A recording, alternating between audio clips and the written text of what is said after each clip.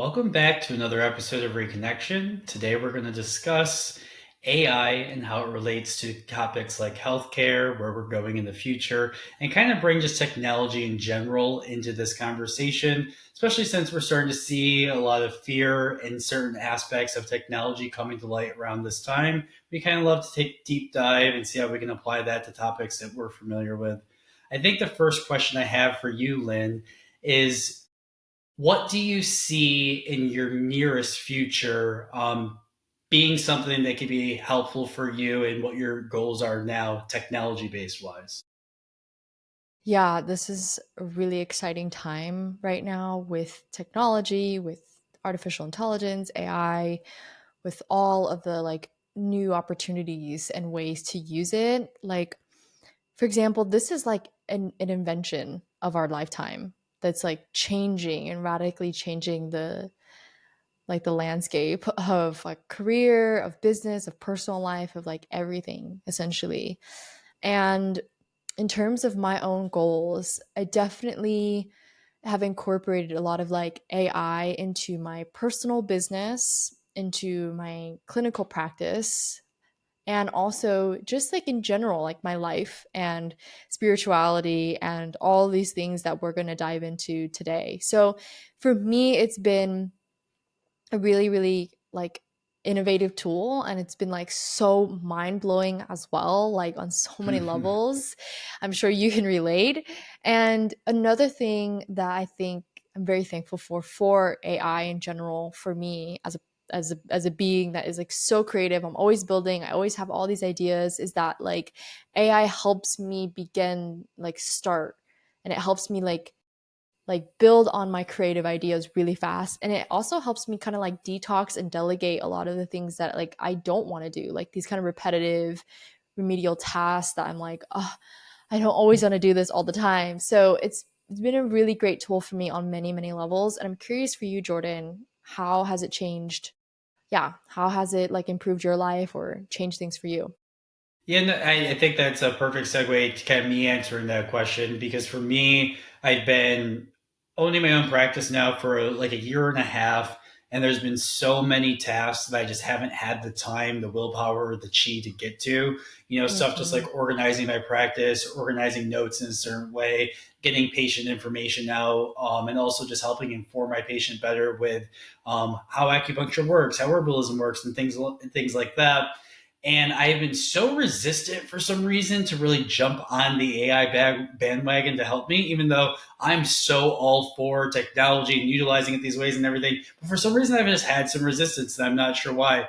Maybe I'm just, 31 years old and becoming an old man and resistant to change and stuff now. But it's funny, in the last month and a half, through ChatGPT and a few other avenues, I have started to utilize it to help me with all these things, and my ability and my stress levels and everything I'm doing in my practice has just astronomically improved. Like I don't think I could even imagined how much of an assistance it was going to be. Even just simple things like helping to inform patients of like the reason why they're taking an herbal. Like it would usually Mm-hmm. take me so long to type that out and like figure out the right resources and stuff like that. And I'm just so amazed at ChatGPT's information on Chinese medicine, just because Mm-hmm. for me, and I know you're probably aware of this, like if you Google something in Chinese medicine, Google's like, what are you even talking about? Yeah. And so you're just like left like, all right, guess I gotta break out the textbooks. But Right. with ChatGPT, I've been able to get some stuff that has some real quality to it, and I think that's been incredibly and insanely helpful.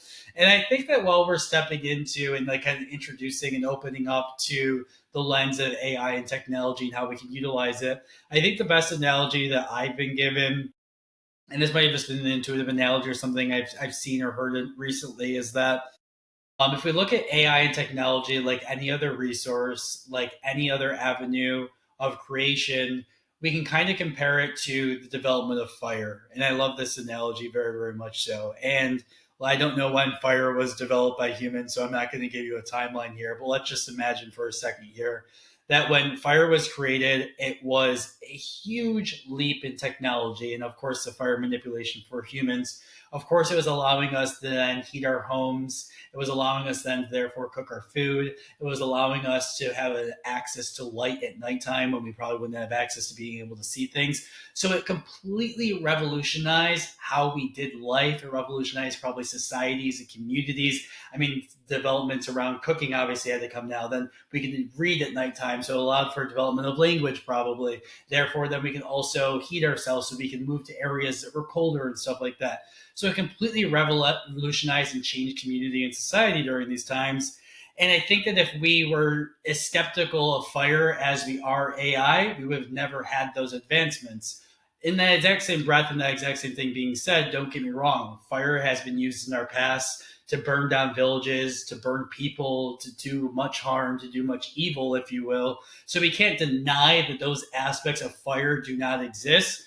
But fire is going to be present in our society from here on out, regardless of if we like it or not. So we might as well find ways to adapt and utilize it and bring ourselves forward benevolently because it's here to stay. And I kind of like to Mm-hmm. use that analogy for AI as well. How does that resonate with your thoughts about how AI should be utilized and where you think Right. we're going forward with it in general? Yeah, totally. I mean, that makes a lot of sense. And I mean, it makes me also think about like a calculator. You know, I remember in school, um, it was like, okay, you have this calculator to support you, but you can't use the calculator all the time, you know? And Mm, it's like learning, and I think this is where we have to also advance as like a human society with like the technology that is now, that we have to put like measures in place and ethics in place because that's needed, right, for like a moral and ethical way of using these yeah. technologies for benefit rather than for destruction or for chaos, right? And of course we have yin and yang in everything. You can't like take away the yin from the yang. They exist because of each other. And so this tool is really it's a really beautiful tool for, I think, doing a lot of good. And I think that's what we're going to really dive into today in terms of like AI used in healthcare, AI used in a TCM or private practice, AI used in business and spirituality, and like also some other musings on like the fear around AI and just how does that also connect with our own relationship with technology that lives within our body, because the ultimate technology really is nature. And one thing that always stuck with me was early on in undergrad, actually later on in undergrad, because I was like, didn't know what I wanted to do with my life. Later on, I started taking computer science classes, and don't even ask me why. I just did. Like, I was just like, I don't know. That was a path for me at one point, and I was in engineering, and I was building apps, and I was like, what is this? And I learned something from a teacher that was like, everything that you use on the computer is based off of ones and zeros, binary code. But binary code is based off of the I Ching, which is based off of nature. Mm, And so everything, I think, sometimes we wow. can feel like very disconnected from AI and just think like, oh, it's this technology that's like this machine and this robot that blah blah blah blah. But actually, like, who's to say that technology is just not is just reflecting something that's in nature that already exists?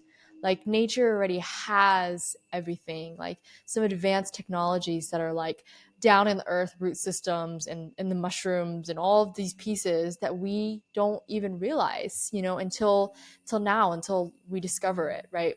But I think with AI, it's giving us this tangible way of saying like, whoa, this is an expansion of the mind and of everything that's possible.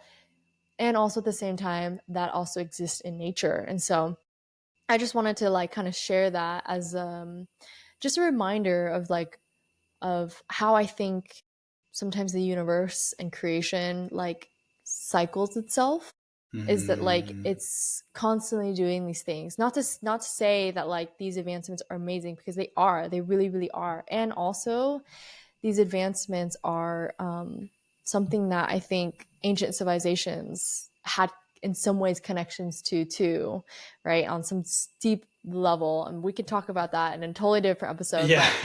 But what resonated with you as I was Yeah, no, speaking? there's a few things I'd love to touch base on before we even go even further. And it's one of those Yeah. things that I've definitely heard the concept, and I truly believe that we cannot physically create something or conceptually come up with something that isn't an extension or personification of nature. So, Mm-hmm. even the most thing that would seem the most technological, the most disconnected, the most X, Y, and Z is still only able to be conceived of as an extension of nature. And, an example they always give, it's like airplanes. The reason why we were able to conceive of airplanes is because we saw birds flying out there. The reason we were able to conceive of ships Mm-hmm. because we saw things floating on the water. Like everything is an Right. extension of nature. And I think it's also an important concept to think of when we feel so disconnected from nature, especially people living in cities and living in communities that might be a little bit more disconnected.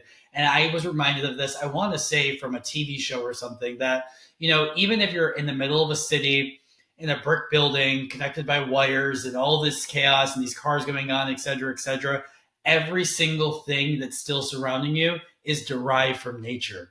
You are Yes. still in nature, even in the most non natural place that you could possibly think of. And I think that's Mm-hmm. really important for us to stop fear mongering this disconnection from nature, because we can connect through any of these means at any time. And Mm-hmm. I think another piece you started in the beginning that I do want to touch base on quick as well is that AI should never be a replacement, and I hope it never is a replacement for our intellectual capacity, our learning, and our connectability. I think even if all of the information is readily available through these means, I still think that we need to go through a process of learning. We need to go Mm-hmm. through a process of developing skills. So, therefore, this can be a Mm-hmm. tool to help enhance that, but it sure couldn't be a replacement for that, because, we also need some checks and balances with AI. Whenever Right. I ask AI a TCM question, it strokes my ego at the end and is always like, "But you're the expert on this field, so double check and make sure everything I said is correct." And, You're but like, it's yeah, I true, am. but it's true, and also important to recognize that if we Yeah. don't have these intellectual experts in human form, double confirming everything that's going on, it really can get out of control. So that kind of connects into this aspect of us saying that it's going to completely replace everything, and it's like, no, it absolutely can't. We still need the human capacity to be able to keep Right. things in checks and balances. And I think Yeah. that will lead very well into like the first topic. And I think the first topic I wanted to cover was healthcare. And Mm-hmm. I'll just kind of lead into it and see where I see AI being very helpful in healthcare, and see where else that you might agree. So the first two areas, and like the very biomedical model where I'm seeing help this contract help us. Diagnostic imaging is one of the hugest one I've seen a lot in. AI looking at an X-ray, a radiograph, an MRI, any of these types of diagnostic imaging, and being able to pick up things that are like a pixel big, and being able to be like, Mm-hmm. that's going to be cancer in 2 or 3 years, or being able to pick up something pixel big and be like, that's going to turn into an injury if it's not drawn about. And it's one of those things where people are afraid of that taking up someone's job or responsibility of like viewing it by the human eyes. And it's like, yeah, that kind of sucks if that's going to end up replacing somebody. But do we want to not take the help there to maybe prevent someone from developing cancer just because we want humans to be employed in that avenue? And I think that would be very, very selfish of us to not allow such a technology to develop if it has the ability to do that Right. much good. And Yeah. I think that so diagnostic imaging is one that's huge. And I've also heard so many stories recently of people like uploading all of their medical knowledge. So like all their recent blood work, their imaging, their recent medical history, all everything about themselves into basically ChatGPT, and just being like, so what do you think? And it's able to take that information and cross reference so many freaking things through so many different forms of dimensionality that it's giving people like, well, this is clearly what's going on. Like, duh, you know what I mean? And it's like, well, a human mind would have never been able to cross reference all those things. And again, I don't think we should deny ourselves access to something that could be preventative and that helpful to someone for a diagnosis. Because I'm seeing people have stories where they've been dealing with stuff with 35 years, upload to ChatGPT real quick, and it's like, well, of course, this is the answer. So Right. I think those are the two avenues where I'm seeing a lot of help, and of course, there is a magnitude of that of other areas where it can assist and help. So I want to be curious to know, where are you seeing it potentially help healthcare, and what do you think about those two areas as well? Yeah, I think those two areas are definitely definitely huge potentials for a lot of growth and for a lot of support. One thing I was thinking about was how sometimes in the medical system and healthcare is there's a lot of human error. Mm. And I think where AI can really support is supporting humans and not making so many errors, because it's doing the remedial tasks that, you know, that so oftentimes like we kind of lose touch with if we're always kind of doing remedial Yeah. tasks, right? If we're always kind of like we have to pay attention to the details and be kind of, some people love that. Some people love like the granular paying attention to the details, but oftentimes like the painstaking research that takes hours and hours and hours, AI can do within minutes or seconds. I didn't mean to And cut you off yeah. there, but just to add to that idea, Mm-hmm. medical error is actually a Mm-hmm. leading cause of death in America right now. Medical error Wow. itself, and See, there you go. and Yeah. so that's a perfect example of how much I agree with you. So continue. I Yeah, I appreciate mean, that. just like I intuitively receive that. Like, it's going to really change the amount of human error that's made on all different levels, all different industries, like in the automotive industry. And, all these industries will be changed because of AI, will actually prevent and shift the realm of human errors for sure. But for sure in healthcare, it will really support people in giving more accurate answers. I've read research of like different doctors integrating AI into their personal practices, and they've had higher success rates, higher effectiveness, efficacy rates for their patients and the treatments that they're giving. Right? They've given better solutions to their patients. They've given other alternatives to their solutions because AI is able to give a lot of alternatives to certain things. And I also think that with AI as well, it's going to support with like automating kind of the administrative tasks like charting, like documentation, right? All the things that are super important on the back end for like for humans and just healthcare and medical system in general is having the documentation, having the right systems and structures there to help support private practices and healthcare to happen. Because oftentimes, I don't know about you, but like I've made calls to like the healthcare system in the US, and I'm like, it's taken like 3 or 4 days for them to get back to me because they're doing documentation. It's like they're trying to reach out to the insurance, and it's like all of those systems will be sped up. Like people will receive healthcare faster because AI is there to make things more efficient. And so I think it will also improve in that way.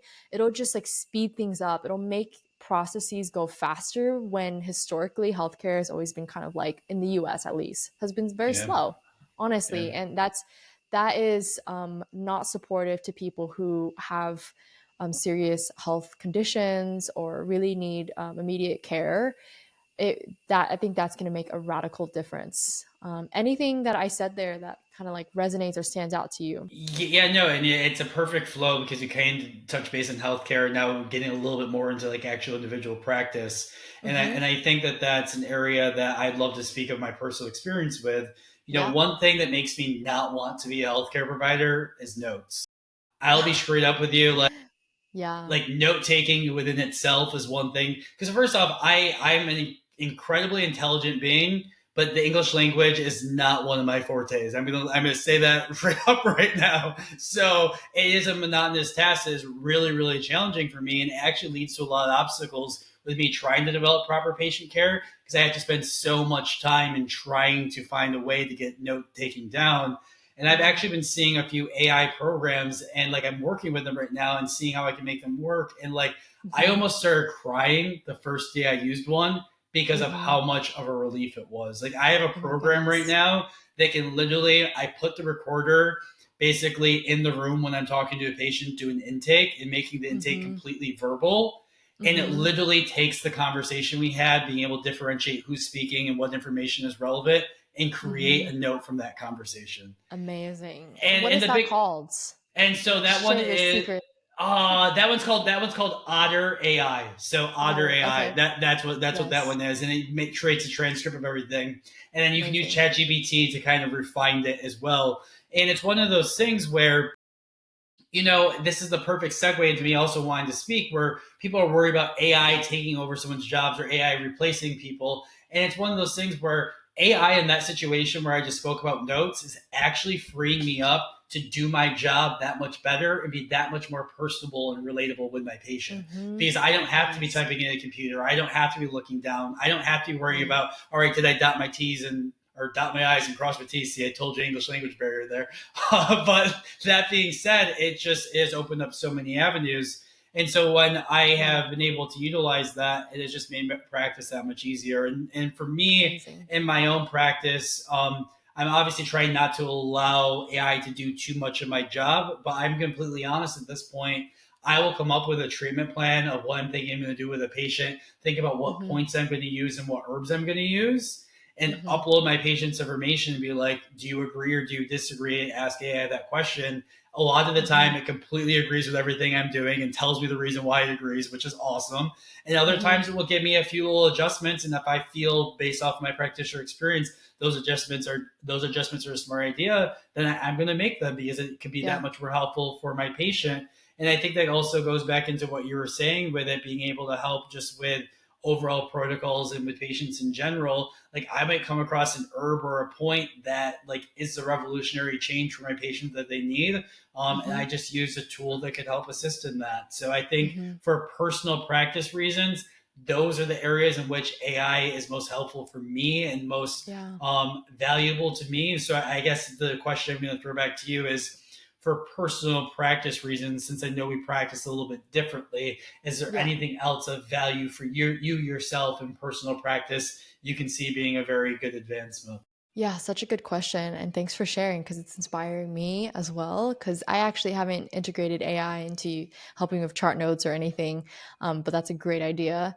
One thing I was thinking before I lose it, I wanted to talk about how I want to talk about accessibility within healthcare because that's always been something I Mm. think about often is like how can healthcare be the most accessible to people. And I think AI is also going to do that where like some people might not be able to afford, hundreds of dollars of therapy with a counselor every month or every year, right?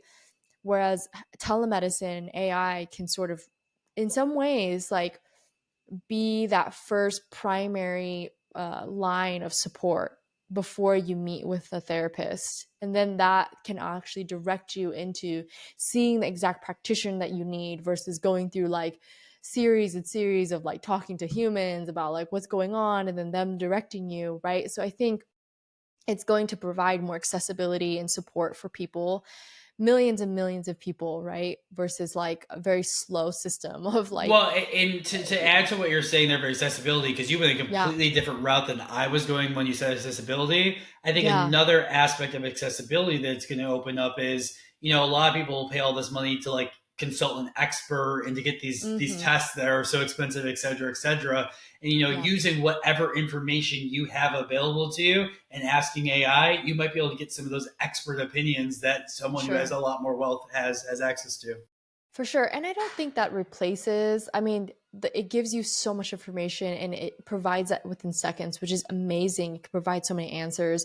I think what the beauty is, and this relates to my own personal practice, is that it doesn't replace human connection. It doesn't replace human support and human collaboration. And for me as a Chinese medicine practitioner, it doesn't replace holding sacred space. And I think oftentimes that sacred space, that presence, that being heard and witnessed and seen is something that AI cannot do.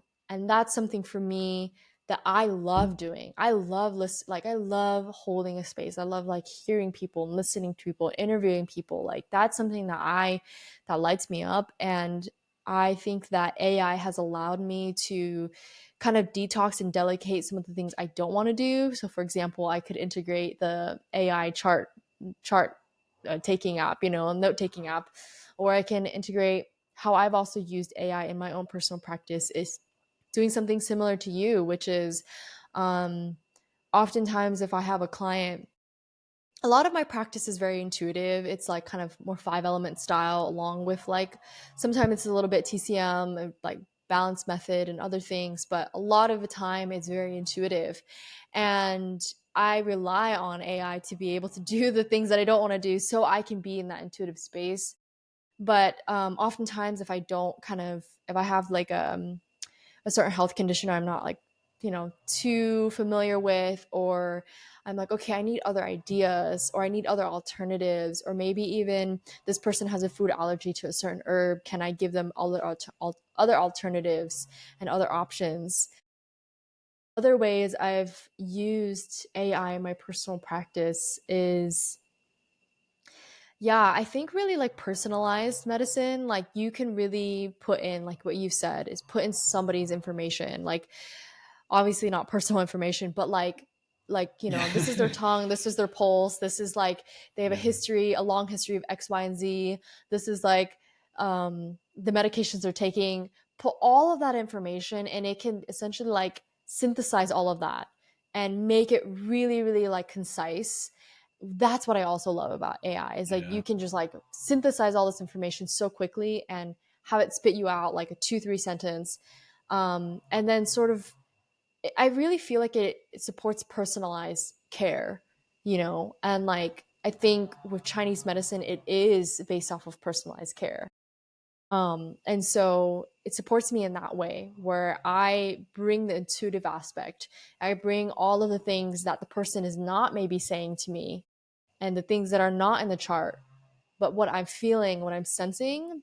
And AI can sort of pick up on the, okay, this is like what the books are saying, this is what the research is saying, this is all of that information synthesized. So you have enough structure, research, and form to then make a educated decision for treatment and for prognosis. And so I think in many ways AI has supported me in all those different regions, in all those different ways and regions.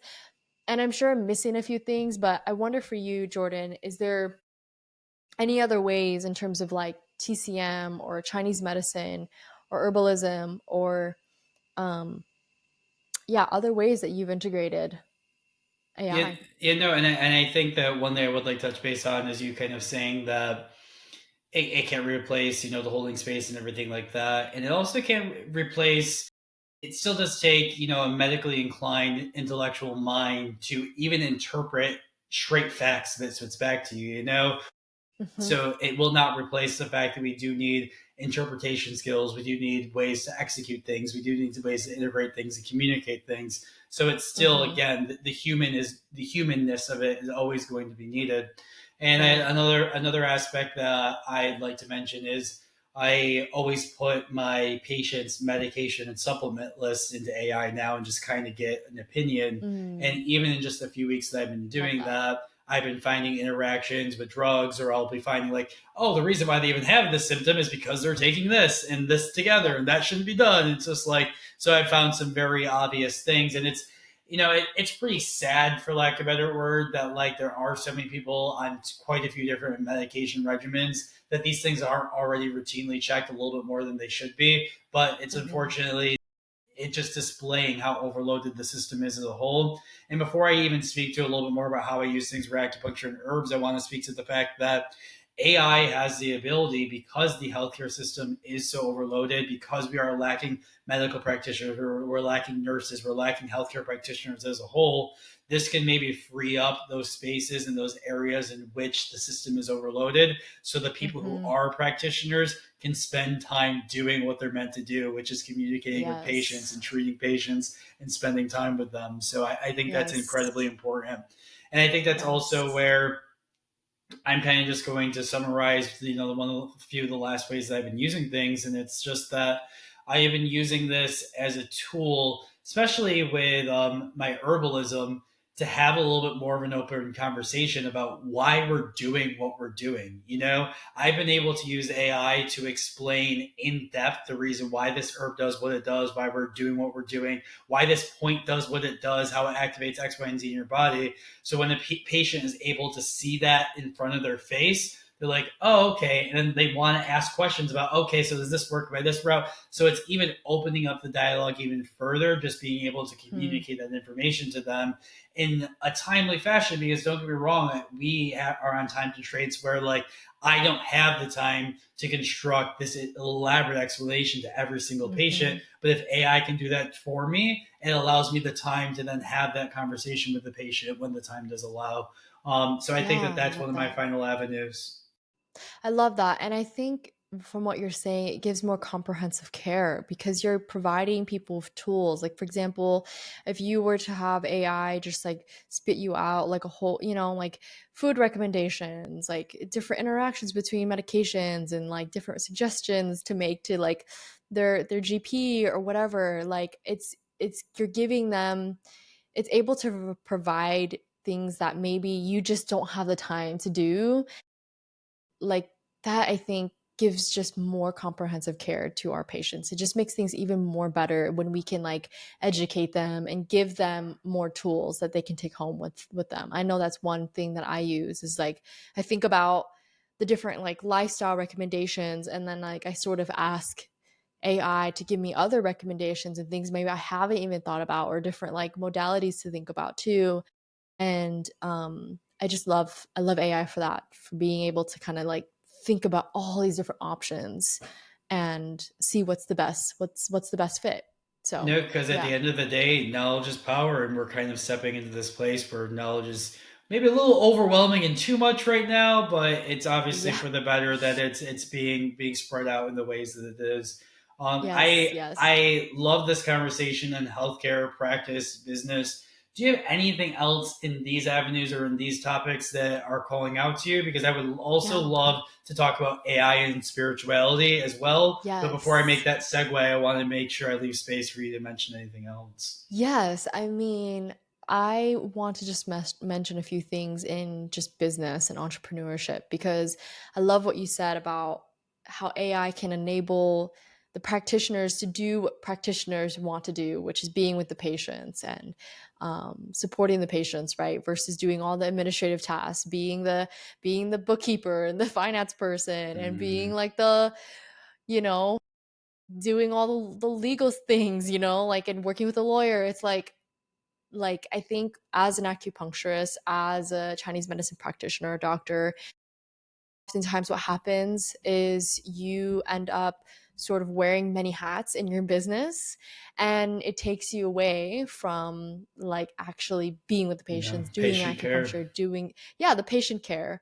And so I think with AI integrating that into your business and however that shows up for you in your own business, is that it can free up and help detox, essentially like letting go of some and releasing some of the things that you had to do that are like repetitive or whatever.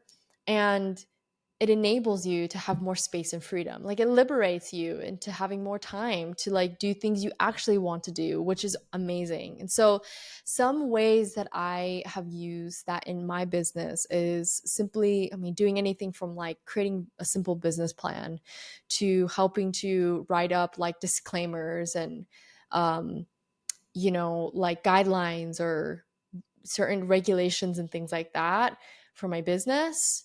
And then also at the same time, it's helped me with like creating spreadsheets and like ways to structure like finances and all of these things to think about, which would take so long without AI, and a lot of money from many different specialists. That part. And yes, and also, I mean, it helps me so much with like building on my ideas. Like I said, like I always am sitting with like so many ideas. Like for example, I'm actually building a acupressure search tool, and I'm doing that with AI. And it's like this idea that I've had, and I'm like, oh my goodness, this is so amazing, but that would take me so long to do, and also a lot of money to work with developers and software engineers and all these things.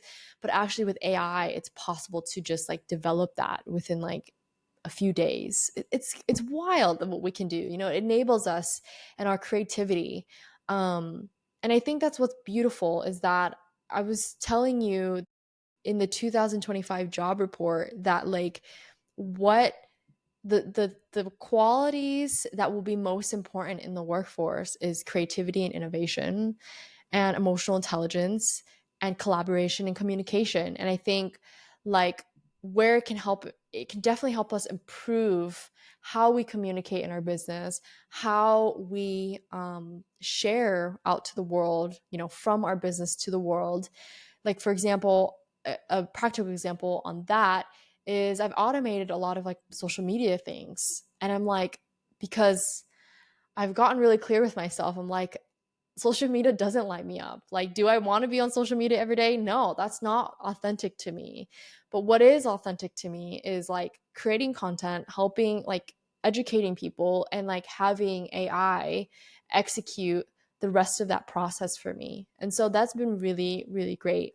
And so those are my sort of musings on AI and using AI in business and entrepreneurship, because it's an amazing, amazing tool for all of those things. And yeah, any insights that you had as I was sharing? Yeah, Go and I ahead. think that I have like kind of a intermediate segue of just of thoughts there. I think Yes. that your statements on creativity is really important to focus on, because I think that another fear mongering and misconception of AI and technology and the direction we're going is people are Mm-hmm. thinking that we're heading way towards a logistical masculine paradigm that is too unemotional and disconnected.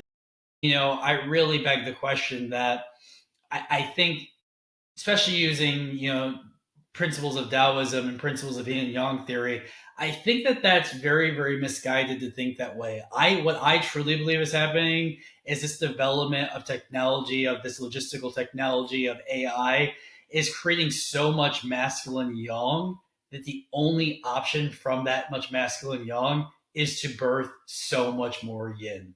So I feel like Mm-hmm. this logistical AI paradigm is going to free us back up to be creatives again, to be these Yes. very right brained, left brain merging people. And I think that, of course, there are some logistical problems with, AI appropriating art and utilizing things like that. And of course, this Mm-hmm. is where we need to Mm-hmm. find balance in legislation and ways to kind of mitigate that. But I do think that AI and this paradigm is really going to free us up to be more creative people. And I think we're going to see art in forms that we could never even imagine by using this logistical brain and merging it with the other. So that's something I'm super, super excited for, is this merger of these two paradigms. And I think that this kind of opens the door for how I feel, because I mean, creativity and spirituality do kind of overlap. So I'm wondering from your perspective and in your eyes, because I have a lot to say about this, but I'll open the door for you first. How do Yeah. you see AI opening not only the doors to creativity, but also even the doors to spirituality? And whatever you want to expand upon would be Yeah. great. I'm excited about this topic, but before I jump through that door, I just want to Yeah. just add a little note at the end of what you said about the fear around AI, which is there is a need to have ethics, to have ethical checks and balances with AI, and that there is resistance to AI because of, yeah, like what is its regulations around art and intellectual property and all of these things, because it's like making things so overly accessible that it's like people have been, let's just say you've developed like 40 years of research and your intellectual property and your own theories and ideas and structures and all these things, and AI one day just takes that and spits that out to like all these people, right? And so I understand that piece. And I think what we're saying here also is that AI is not perfect. We're not saying it's a complete solution to everything. And because it's not, it's really not. I think it needs that human component. It needs the human understanding that um it is here to be, we need to be in right relationship with it while also being in right relationship with each other and ourselves, and seeing also how AI can support us in doing that. and softening and coming back to yin, returning to yin, which is being more thoughtful, being more considerate, being more in our softness, being more in our compassion for others and all beings, right? And so I think AI can really enable that for us in many, many, many beautiful ways. And I think that's a good segue to talk about spirituality and creativity in AI because, you know this, Jordan. A big part of my mission these days is speaking about and returning to yin, like talking about the feminine essence and how I love that you mentioned that like all this AI is very young. It's very ethereal. It's very like structures and forms and things and, you know, technical, but also that young is going to lead to yin, and it already is leading to yin. We're already feeling it with the year of the wood snake that's like asking us to um let go of attachments and release and shed things very quickly and to like flow with the transformation that's happening, because that return to yin is really, really, really important. And that return to yin is going to look different for every single person. I want to talk a little bit about the age of Aquarius, and I'm sure you have Mm, so much to say on fits this. pretty damn well. Yeah, you have, yes. But with the age of Aquarius, it's kind of like we're coming back into integration. We're coming back and balancing the scales of yin and yang. Like, because it's been so far yang, so far masculine, to the point where it's produced toxic masculinity and all these things, it's going to shift that far back into the other realm. And it's going to be asking us to cultivate a sense of yin that's individual to each person. What does it mean to individually be authentic to you and to what you believe in, to what your spirit and to what the unseen says and to what like the earth says, your connection to the earth and all these pieces that connect to yin. Um, and I also think in terms of AI and how it's like really supported me on my own spiritual journey or learning about spiritual concepts or creativity, is that like it's so wild what comes out of AI when you just put in like, hey, tell me about my deepest, like for example, yeah, I the other day I said, tell me about my deepest fears, and it just shared with me all of these things that it was like, whoa, like you really Mm, hit some spots there. And it can really be awakening on many levels of how fast and how accurate that information is, and also how like freaky it is, like how crazy it is that this information can come through. And I know me and you've had this conversation, or maybe I've had this conversation with other people, but there's a sense that like spirit and nature moves in all things. Like we had said in the beginning, like nature exists mm. with all things, even in the cars that we drive. There, it's made out of metals, it's made out of minerals, it's made out of crystals, all these things. Spirit and nature is in these things. It's in our phones, it's in our computers, it's in AI. AI is literally running on servers that are built from computers that are made of nature. And so what's to say that nature is just not, is just like integrating in technology, and it's has a different form and it has a different way that it's speaking to us. And why not think about it in that way as well? And I'm sure you have so much to say on this, so I want to leave room for you.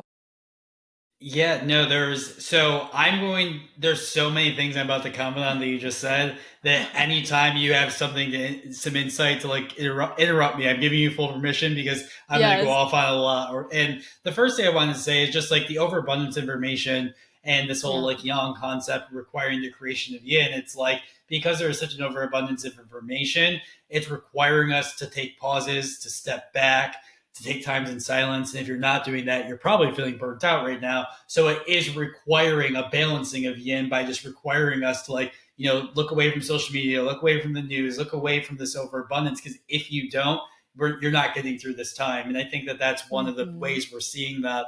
And another thing that like, this might be an unpopular opinion and I still don't fully feel this way, but I think it's something important to recognize, is we're talking about AI kind of appropriating information and research and art and all of these things.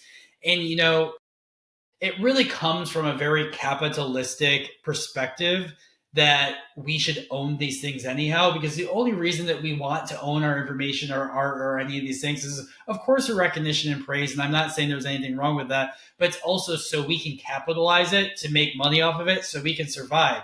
There's a survival need attached to our creations, which is unfortunate in the society that we live in the society that we exist in. So I think in a perfect world, we wouldn't feel so attached to those and would love for this Yeah. information to be expressed and shared freely, because then that would allow everyone to benefit from it. But unfortunately, we live in a time where we kind of have to hoard our resources in order to survive, in which I understand and respect and don't see anything wrong for feeling that way. Hmm. And to continue on to a little bit of just the interface of AI itself, I want to really speak to, a few ways that I've been utilizing it, somewhat similar to you, is I have been utilizing it to speak directly with specific archetypes. And what I mean by that is I will prompt AI, and I'll just use an example that's pretty, a general example. Let's say the archetype of, I'll just use Greek mythology because it'd be fun. Let's say the archetype of Zeus. He represents power and structure and the fist of God, all those things.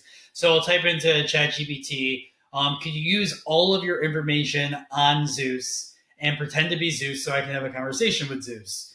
And the reason why this would be helpful is if I'm trying to tap into energy that kind of coexists to that, I can then speak with what that energy would be like. And it is amazing how well ChatGPT is able to act out these archetypes. And it almost allows me to speak to a bunch of different archetypes and take away what I want from each archetype. Because, of course, archetypes are extreme. So you don't want to ever go completely into an extreme. But it is nice to know the paradigm and thought patterns of those archetypes. So, in a spiritual component, that's one way I have used it. And another way that I've used it is almost finding a way to communicate with my higher self through ChatGPT. Of course, I've been incredibly creative with this. And so, one way I have done that is through uploading my QHHT sessions, which, does have an aspect where you're in trance state and basically just talking with yourself. So, I've uploaded all my QHHT sessions, and I've also just uploaded some personal information about myself. And then I prompt ChatGPT to utilize all the information it has on how I interact and act in the knowledge bases that I have to then have a conversation with myself. And that has been an incredibly creative prompt because it sounds like Jordan. It honestly sounds pretty damn right when I ask it to do that. And it just allows me to have this open, free exchange of information just to brainstorm basically with myself in a way that I don't think I'd be able to do so on my own. And I think that the caution I do give, and this is the caution we keep on reiterating with all this stuff, this should never be a replacement, though, of connecting with yourself externally, connecting with yourself in meditation, connecting with yourself in silence. This should obviously just be a tool of enhancement for times when you want to utilize a tool like this. But we do need to use some temperance in order to not rely on these tools and forget the ways of communicating with ourselves in these avenues. Because I think the story that I told you that I'd like to end this large rant on is in the Black Panther series. We see this incredibly, incredibly advanced society that still seems integrally connected to their traditional roots and values, especially the African traditional roots and values. They still do things like prayer work and dance and ceremony and things along those lines. So they have used technology to advance their ways forward, but have not forgotten about their past. And there's a scene when the queen of Wakanda is talking to her younger daughter and is like, listen, because the younger daughter is so technologically advanced, like, you need to completely disconnect, go out in the middle of the woods and be by yourself to remember that this technology is not you. It's just an enhancement of you. And after she had passed, she had really taken that on, that like maybe we do need to reconnect to nature. So I just think that's a perfect example of how there does need to be a sense of balance, because if these technological tools were to all disappear tomorrow, would you be able to survive and connect with yourself? And I think that's a question we need to continue asking ourselves, to allow these tools to prepare us to not need them anymore. Right. Yeah. I love that so much. And it makes me think about tarot, like in terms of like a spiritual tool, Mm. and sort of like that as a metaphor. Like when you first, at least for me in my personal journey, like I discovered tarot and I was like, oh my gosh, this is amazing. I was using it all the time and like learning about it all the time.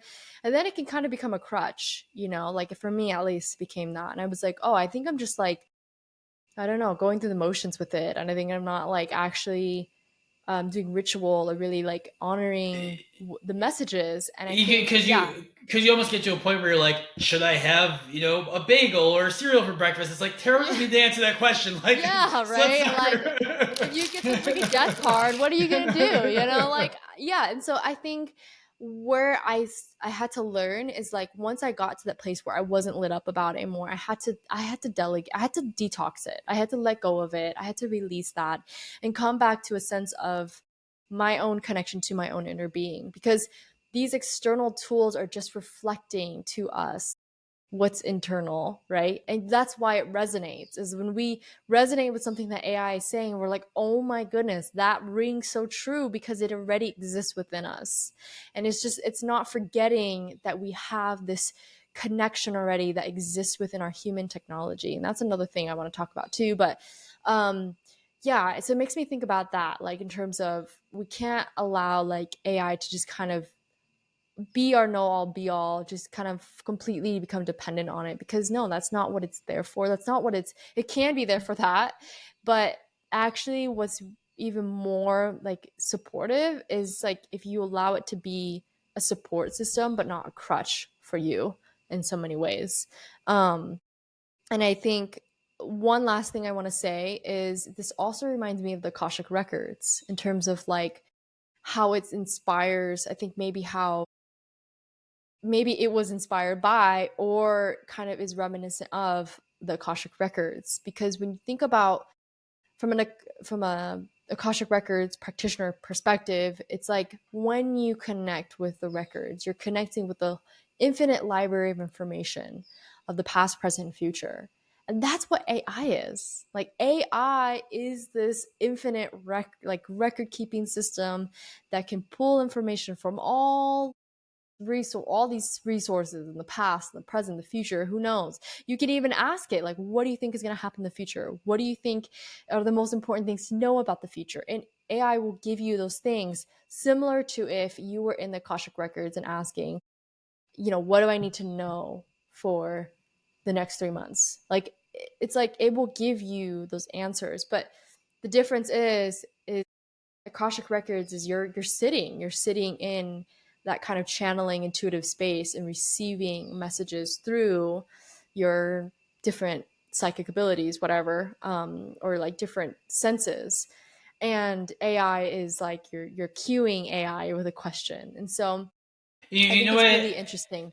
And you know Yeah. what I think is important about both of those that like I do want to point out real quick here is that you Yeah. know that vastness of information and like everyone having access to it can almost makes it feel like it's taking away your individuality.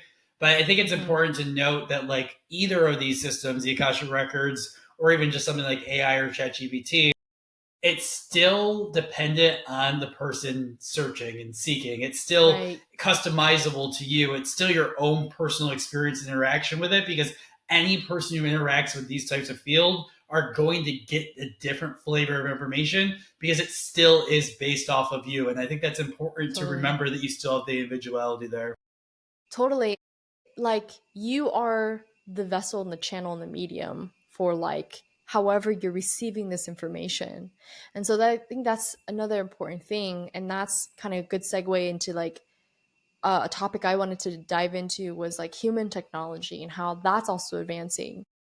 Because with the age of Aquarius is signaling us to not only advance in like technological advances like AI and like robots and systems and cyberkinetics and all these things, but it's also the other aspect of that, which is the human technology, which is the multidimensional technology, the energetics that we're connected to, the maybe potentially the things that are unseen, the kind of like frequency, the beyond our own senses, which is it makes me think about sound and how sound and frequency work together and how that can be a huge advancement in and has been a huge advancement in health and healthcare and medicine, right? And so I think when we're also talking about AI, it's you're right in that it's this is not to take away your own individuality. This is actually to remind you that you have this already built-in human technology that's innate, exists within you, that is so incredibly powerful and healing and whole, and it is innovating all the time. Like your liver cells like regenerate every cycle, every 6 months, right? Like how was your body able to have that intelligence built in and see all of these things that we have as technological advances is reflecting something in nature, and nature is a part of our bodies. Nature is a part of the human technology that already exists within us. um yeah, I mean, I would be kind of afraid once, like, I guess the AI system would be like replicating consciousness, because that's a whole nother thing. But like, Yeah. even your consciousness is a technology that, like, that's so important. Like, your where you put your attention is where you put your chi. And if your chi is like scattered, then it's not grounded. It's not like sitting in your yin, it's not sitting in your body. And so I think that's one thing going forward, is that yes, AI and technology and these things are very amazing advancements and can be so beneficial to healthcare and our business and all these industries. And at the same time, may we also balance that with taking care of our body, returning to our breath, returning to our earth grounding practices, and like going outside. Like yesterday I had a whole day of like building things and just like, I don't know, I was just going kind of crazy experimenter in my lab type of vibes. And I was like, I need to just like let go of my computer, take a break, and go outside and just be in nature for a second. And that was the most healing thing I could have Must done. be nice to be able to go outside. I mean, that's also true, because you live in such a different reality. Yes. So true. But anyways, I mean, yes. So I think with a lot of these things is balancing out like self-care, diving into your own yin nourishing practices. And that might look like connecting to the earth. That might look like drinking a really nourishing herbal tea. That might even look like cooking yourself a really amazing meal without any electronics, or like watching Netflix. It's just like being with this and your partner, your friends, like that. I think is really important. The human connection, the human community, the human experience is still important. No, and I think that that's a perfect segue, getting closer to wrap up here. And I didn't intend this to be like an Age of Aquarius talk, but I think it almost has to be just by the way that this Yeah. conversation is evolving. And, the Yeah. Age of Aquarius is signaled by an insane advancement in technology and consciousness. And I think that those things Mhm. kind of go hand in hand. They're kind of sometimes seen as opposites because everyone has, again, this fear that technology is outside of us, it's non-human, it's et cetera, et cetera. And of course it can be, but we can have this as above, so below, yin-yang balance to our advancement. And this Mhm. external advancements in technology can still also signal this internal advancements in human technology and connection. And I think another Mhm. part that I always love to share when I hear about the Age of Aquarius is the age of Aquarius is also signaled by this age of being in community, being a part of something bigger than yourself, being a part of Yes. the external world and everyone else's world as well. But I think again, going back to one of the markers I've just stated is people sometimes that also brings up fear because that also it gives us a sense of, so am I not going to be an individual? Am I not going to have self identity? Because we're egotistical beings, which is completely okay. And I Mhm. think that it's important to remember that being communal and being a part of something does not mean that. It means that Mhm. you, as an individual, get to be the individual piece that the community itself needs. So you are seen as that Yes. individual in that community, excuse me, and that's actually the power in it, is your individuality. So I, again, Mhm. just kind of wanted to step us away from the fear of these communal aspects of ourselves, the fear of technology and all the fear that comes up around of all these adjacent things, because it Right. can be seen fearfully if we look at it through certain lens, but that's not the lens we have to use. Yeah, right, right.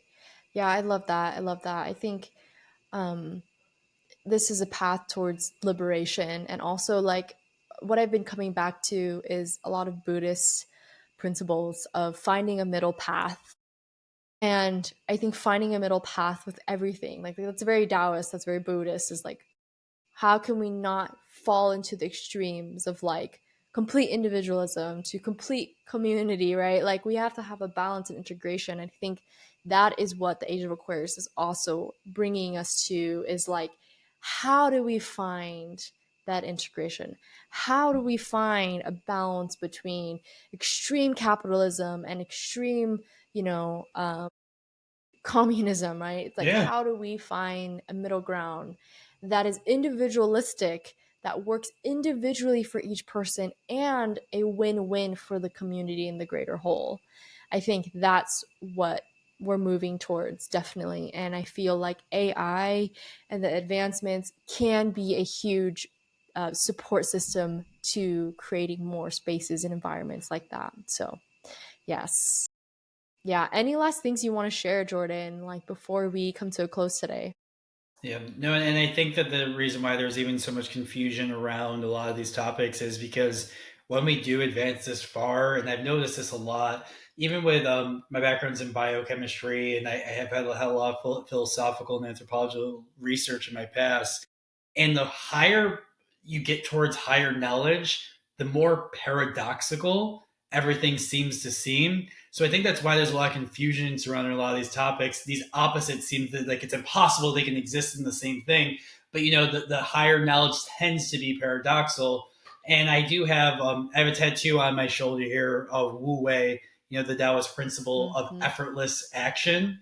And even explaining that to somebody is so paradoxical. Like, how can action be effortless? And it's like, I'm not even going to go down this road in this rabbit hole. But I think that that's Right. kind of where I want to leave my thoughts and kind of remind people of, is that, especially in a time and age where we're so polarized right now, we're so much in Right. opposition, and there's so much diversity in the world in a negative way. I think we need to be reminded that sometimes two concepts, two ideas, two types of people can exist in the same space in a paradox and still be equally as valuable. And that's Yes. never thought AI was going to bring me to that conclusion, but I think that's one of the things I want to leave on. Well, I love that so much. And, I think this was such a rich conversation. I love the way and the places that we went with it. And I wonder, for everyone that's listening, how have you integrated AI in your own practice, in your own life? And maybe reflect on some of the things we had spoke about and see how those resonated or maybe not even resonated. Yeah, just sending so many thanks to everyone that's listening and tuning into this conversation. And yeah, we'll tune in with you the next episode. No, I love that. Thank you. Thank you, everyone.